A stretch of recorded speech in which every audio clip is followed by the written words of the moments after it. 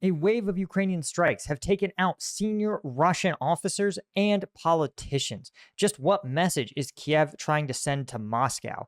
Plus, is the pause of U.S. aid to Ukraine orchestrated by one random Trump-appointed bureaucrat, leaving even Congress in the dark? Just how did one guy decide to go rogue and run his own Ukraine policy? I'm going to break all of that down in today's video. But before we crack into that, I want to take a quick second to thank today's sponsor.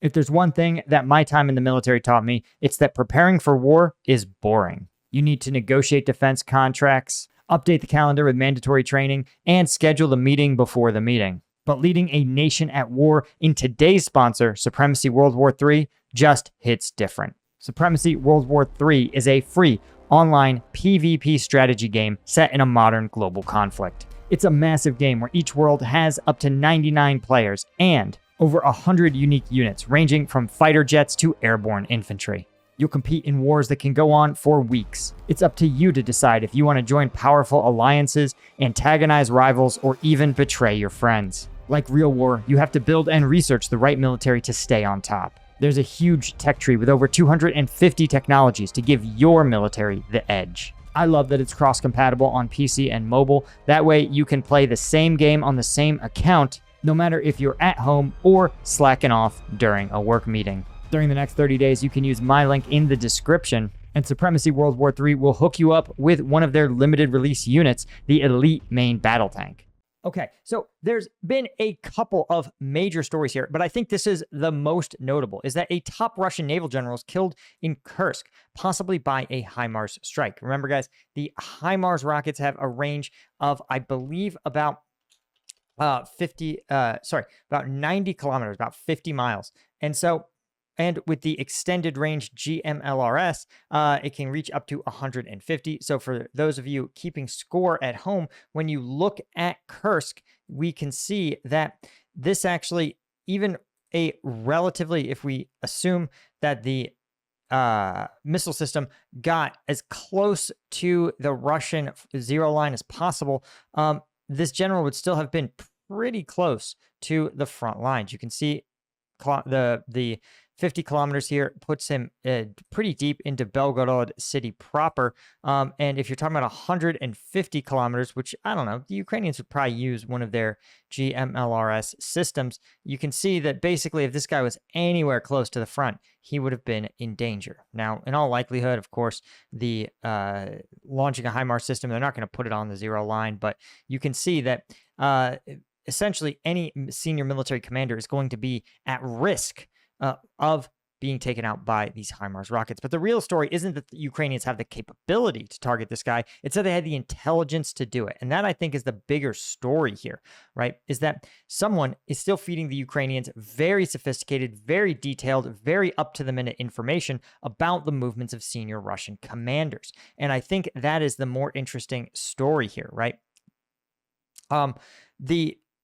This was actually initially reported by, again, the Russian MOD on Telegram, and is probably an indicator that, again, that the Russians, this happened and the Russians did not think they could possibly bury it. He was also, of course, linked to war crimes units he committed against civilians in Kherson and Kharkiv. The fact is that Russian mill bloggers are speculating that he was still a commander of Marine units near the front while still retaining kind of this senior naval post. And some are alleging that this was actually leaked internally, that, quote, traitors betrayed him who may have leaked his command post's location. I think this is actually somewhat less likely. I think it's highly possible that Ukrainian reconnaissance either identified the location as a likely command post, either using signals intelligence, or again, a command post is going to have a ton of cell phone signals and other sort of electronic markings, or just literally they may say, listen, we're following one or more of these officers, maybe a senior staffer. We know he goes here during regular long hours, so we suspect that this is a command post, and we can infer when we think the senior commander is going to be on the ground. So I think this is more an indicator that either European intelligence agencies or the Ukrainians themselves have got way deeper penetration into the Russian military than is appreciated. Now, there's been more hits by the Ukrainian intelligence, taking out a Russian occupation figurehead. This is a man in Russian-occupied Luhansk named Manolis Pivlov. This is the city's Russian-installed mayor. He actually was head of the administration of occupied Luhansk during the initial wave of Russian annexation in 2014. He stepped down 9 years later in November 2023. And he has been wanted in Ukraine, of course, for the most of a decade, obviously for attempting to, secede parts of the country. That's still a crime. And so they say that this was actually a targeted killing by Ukrainian intelligence, or almost certainly by Ukraine's intelligence. And 3 people were injured, one of them in serious condition. Now, what's fascinating is that this was not a HIMARS strike. This sounds like it was closer to a bombing. And that's what I find most interesting, is that the fact that these are happening the same day is the Ukrainian intelligence sending a message to Russia that says, we have a high level of coordination, a high level of sophistication, that we can target these individuals. And the fact that we can target them within hours of each other, it says that we could reach them whenever we wanted, but we wanted to sync these up as a symbol, as a message to say, we can hit you whenever we want, and we can do so with style and flair. It's sort of like the Harlem Globetrotters, like clowning on the other team. It's one thing to beat someone with a serious business-like amount of effort, but to clown on them sends a message, and a demoralizing one, about your opponent's skill. Again, if somebody's dancing, putting the ball in front of you, go, no, oh, you can't get it, right? Eventually, you're going to get demoralized, or you're going to become frustrated and make a mistake. That's really what they're hoping that the Russians do here. And of course, you can always count on the fact that the Ukrainians have not stopped going after major Russian industrial sites, right? Trying to target, trying to raise the costs of Russia's most expensive weapon systems. This is, I think, one of the most important parts of the Ukrainian strategy, is because it's already economically very difficult for Russia to produce these kinds of high-level military equipment, missiles, drones, that sort of thing, because they have to circumvent sanctions, and they have to get the labor, the actual human beings to work these plants, which is very, very expensive and growing more expensive. And so the fact is that every time Russia targets one of these plants, in this case, it was a factory that produces components for missiles and drones like batteries, this is going to raise the cost, because now that factory has to be rebuilt, and all of the missiles and drones under construction and all of the parts under construction are going to delay the deployment of these drones. And I think the story there is more like that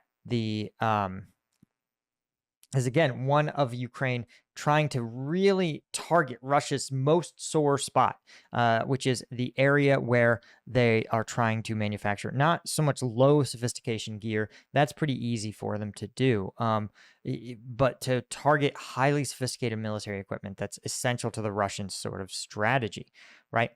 Now, here's what I think is even more interesting, in fact.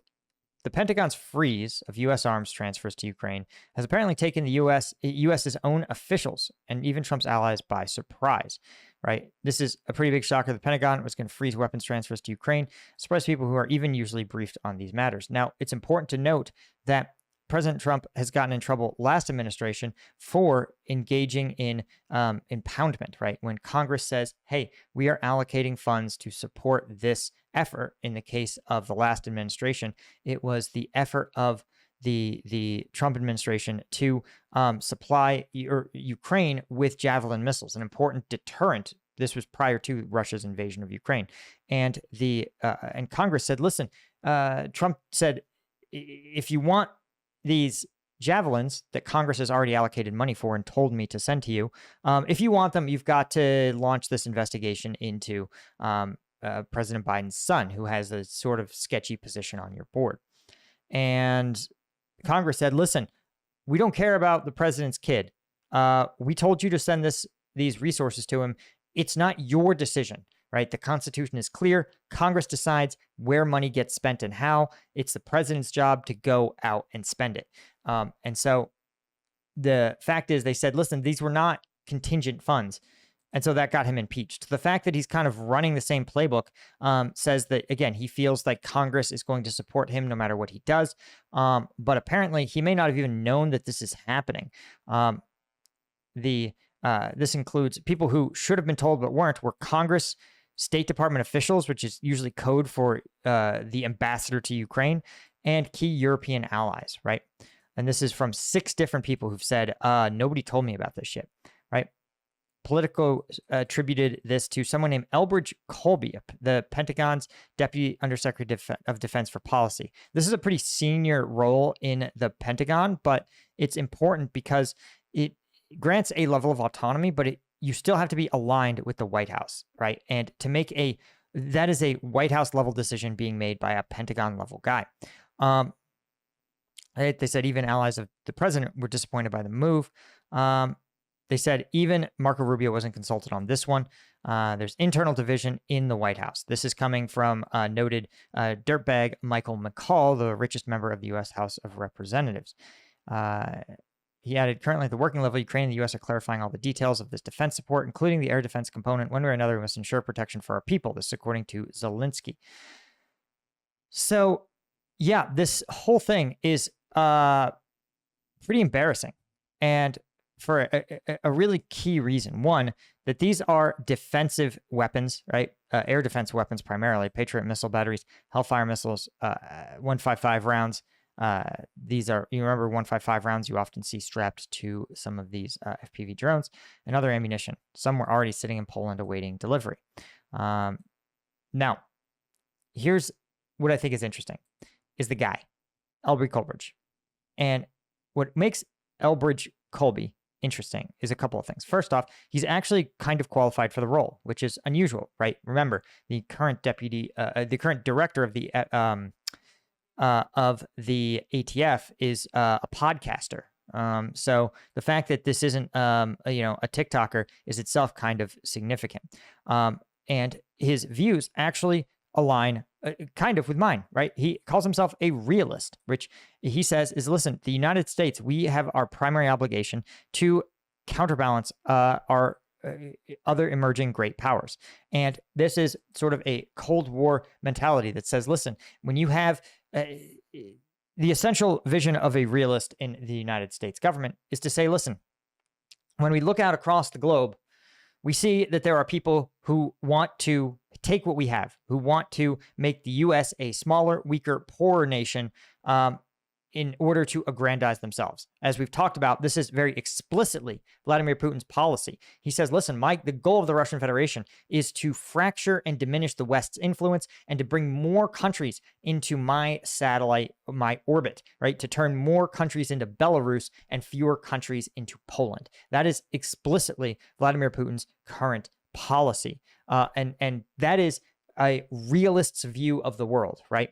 And so a United States realist looks at hostile nations like China and Russia and says they represent 95% of the threats to the United States, right? A rising China would have the capacity to, again, isolate the United States diplomatically, militarily, economically, and we have to confront them and not worry as much about ancillary threats, right? Like, for example, Syria, or, terrorists in the Red Sea, right?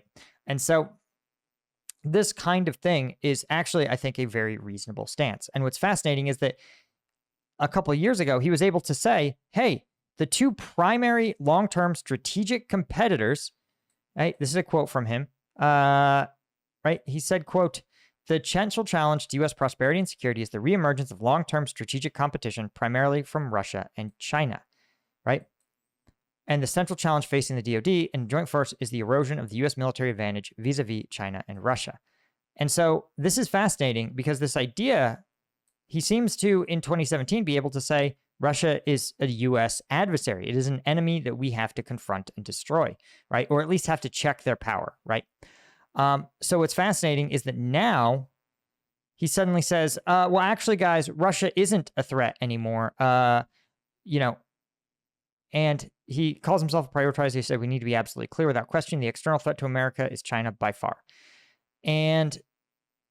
But what's weird is he himself seems to acknowledge in parts that the support of the U.S. support to Ukraine is actually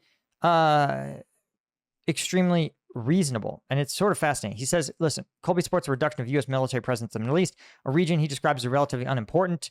Oil prices would beg to differ. But from a geopolitical standpoint, he supports withdrawing the U.S. military from the Persian Gulf, arguing the U.S. can counter Iran more efficiently by bolstering the military capabilities of its partners in the region. So he seems to acknowledge that when you have a regional rival, the best bet is to bolster your allied partners in the region, have them do the primary fighting, and you simply act as a guarantor or insurance policy. But somehow, having the exact same policy with Russia, he's like, well, that doesn't matter. He says Ukraine should not be the focus. The best way to avoid war with China is to be manifestly prepared such that Beijing recognizes that an attack on Taiwan is likely to fail. And how then do you... This is, again, if that is your intent, the way to signal to China that Taiwan will fail is to demonstrate that a Chinese-style military, such as their ally Russia, cannot resist Western weapons and support. And that if China looks at Taiwan, China is looking at Russia and Ukraine. And we know this for sure. That's why they allowed the North Korean military to literally serve under Russian command. Remember, North Korea doesn't sneeze without China's permission. And China is also providing huge swaths of manufactured dual-use equipment to Russia. China has allowed Russia to continue to trade and has allowed Russia to enter into or maintain a connection to the international financial system, again, coming right up to the line of sanctionable actions and probably going over it, but no country is actually willing to embark on a sanctioned trade war with China. Except for President Trump, who, again, isn't saying anything about China's support for Russia, which is sort of fascinating. But the idea is that China is looking at this conflict and saying, is there a tactic to beat NATO forces, right? NATO trained and supported forces. And how strong, how willing is the West to support an ally, right? So what you have here is a signaling conflict. And this is going to be the measuring stick of China's ability to take on the West. If Russia can succeed in taking over, conquering Ukraine despite Western assistance, what China's going to say is, now we need to fight and win in the Russian way of war, meet assaults, FPV drones, fiber optics, strategic Shahed drone strikes on civilian infrastructure. They say, we're going to run this playbook back, and we know that we can wait out the West. We can gauge their will and gauge their equipment and their ability to fight. And so the best way to deter a Chinese invasion of Taiwan is going to be to ensure that the Ukrainians either are able to defeat Russian ambitions and that Vladimir Putin suffers a defeat at the hands of the West. And Colby even is able to acknowledge it's in America's interest to avoid Ukrainian defeat, but we must pursue that interest and manage consistent with our highest priority of restoring a formidable defense along Asia's first island chain. But what's fascinating is that, again, I think that's true, but he hasn't pulled resources from the Middle East. The Middle East has remained incredibly well-resourced, and the whole thing just seems very, very suspicious. It's a bizarre action that isn't even aligned with his own values, even though he's getting this attributed to him. So I really wonder if individuals in the administration are, trying to think of how to put this nicely, are blaming him for a decision that they made that they know is going to be unpopular. This is also something that, of course, is happening in Congress with the president's budget bill that is moving through in a very contentious fashion. It contains a lot of provisions that are going to be harmful, particularly to the poorest third of voters or so in red states. And so what's happening is that a lot of blame for the passage of this bill. Almost every Republican representative is claiming that it's someone else's fault, and there's some scapegoats like Lisa Murkowski. They say, "Oh, well, she was the deciding vote, guys." But here's the thing: when the votes are 49 to 51, every vote is a deciding vote. Every single individual that cast a vote could have thrown the entire bill into disarray. And so somehow there's this theater that happens where we go, "Oh, it's one person's fault." It's not. It's everyone's fault. Similarly, where they go, "Oh, it's one person's fault that Ukraine aid stopped getting through. We're all so mad about it. Are you going to stop it?" They're like, no. We're just going to be mad about it. So I think this is the White House. I think this has White House fingerprints on it. I think this is just a selling point, and they just elected to have him be the bad guy. But his own worldview is just so not compatible with this. Again, realists in this tradition engage, like, expensive proxy wars is a phenomenally effective way to drain your opponent, particularly when they commit their own domestic military to that objective.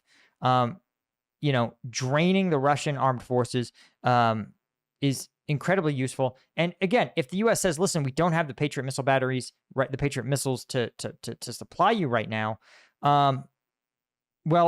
you have to give people more notice. And again, it's not his call at baseline to say, "Oh, Ukraine's not allowed to get these Patriot missile batteries." It's also weird that it's happening at a time when Russia is both the most desperate because of their failing economy, but also when the need for air defenses is never been greater. You can see here that in 2024, May, the typical monthly drone attack number of drone strikes was about 350. But a year later, you're looking at 5,000 Russian drone strikes every single month. So there's both a massive increase in need. It is both a moment of incredible danger for Ukraine and a moment it couldn't be more favorable to Russia. The timing is literally too suspicious. There's too much bad news happening for Russia, right? Things have probably, in terms of the Russian economy, Putin's ability to sustain the war effort economically, things have never looked worse for him. So the fact that he got this lifeline at perfect timing and that it's being blamed on someone who is whose worldview has explicitly said checking Russian power is unbelievably valuable, that to me is all a real sign that there's something. There's some theater, there's some game playing here. Now, what I want to point out though is that again, the overall thesis of the guy is something that I actually agree with. Right, when you have a multipolar world, when you have a world with many threats, the American military of the 1990s that said no one is as powerful as us. We can secure all people, all places, all things, right? We are the world police. We cannot be the world police, right? We could maybe, if we are lucky, we have a military capable of defeating China, which is, I actually think that even that's probably a big ask. But when you live in that world, you have to say, listen, we need our allies like the Europeans. They need to help us counterbalance other global threats like Russia. And that's sort of why NATO exists, right?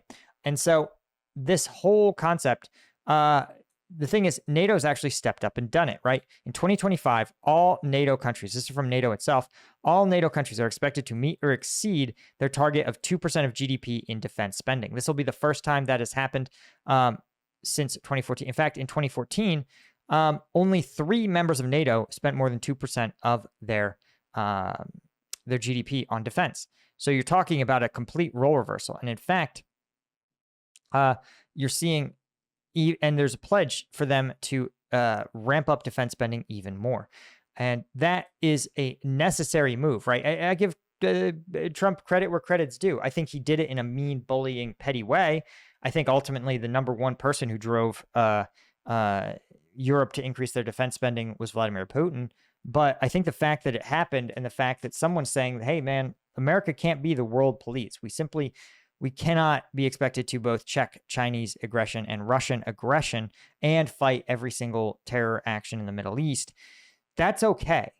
But the difference is that if you're going to make that transition, if you're going to do a handoff, with the Europeans and say, listen, we're going to focus on China. We need you to stay on this Russia thing, right? You have to do so with a lot of notice and a lot of coordination. It's not easy. And so I think, again, I think like it bothers me sometimes when somebody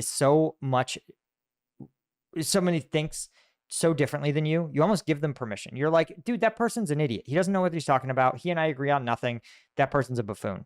But when somebody is actually like 80% of the way to believing what you believe, that 20%, you want to punch them in the face because they're so close to seeing the light. You know what I mean? And I think this is somebody who's really close to seeing the light of, again, great power politics, realism, and like the Western way of life. It's worth defending. And like no amount of Somali terrorist is going to destroy the Western way of life. But like the Chinese could do it, you know, as could the Russians. So again, I point all this out because we talk about the fact, I think one of the flaws of realists like him is that they see the world in mano a mano terms, the US and China fighting each other. But that's not true, right? China doesn't see the world that way. China has a network of allies, including North Korea, Iran, Russia itself, and they all work together. So you can see Iran preparing to mine the Strait of Hormuz would actually be a boon for Russia's war in Ukraine. It would improve their economic situation, something that, again, I think China wants to see happen. They want to see these things take place because, again, the mining the Strait of Hormuz, you know, who doesn't, is going to enable China to get more Russian oil, and it will allow it'll also sort of gin Russian or Chinese inflation, something they've been struggling with for a long time. Anyway, guys, that is all I had. A huge thank you to today's sponsor. Thank you to our Colonel tier members. And I will catch you guys in the next one. Cheers. Supremacy World War III is a free-to-play PvP online strategy game set in a modern global conflict. Choose your strategy and fight massive battles all over the world. For the next 30 days, they're offering an exclusive sign-up bonus. Click the link in the description and download Supremacy World War III today. And they will hook you up with the limited release Elite Main Battle Tank. Click the link, choose your nation, and fight your way to victory.